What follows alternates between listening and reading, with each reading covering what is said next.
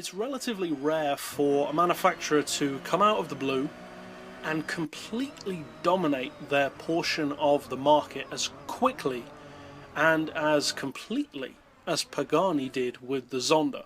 It immediately became a huge success.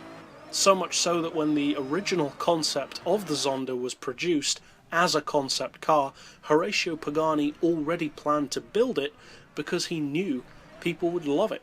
And how right he was. The Zonda has now become, over the course of around a decade of its mainstream production, one of the most beloved supercars in the world. And that has of course translated for the most part to the Huayra as well.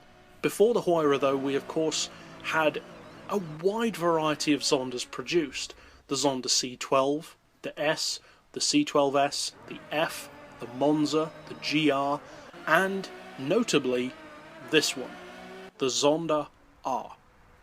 Currently this is the only Zonda featured on DRIVECLUB, but if you're going to have a Zonda featured, it's a pretty strong one to go for.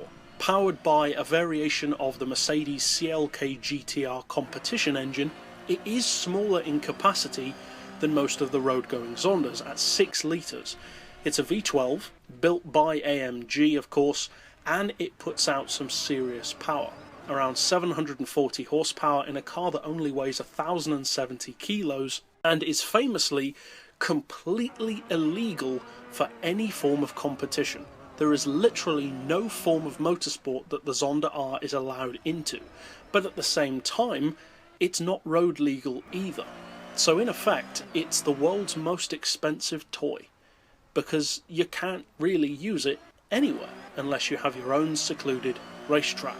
And even then, this car famously is so loud that it actually breaks most racetrack noise levels. What you get from it though is a car which can lap the Nurburgring pretty much quicker than anything else that isn't a prototype, and a variation of one of what I believe to be the most beautiful supercars ever made certainly makes an impression when it's not just good to look at, but can also completely dominate the track.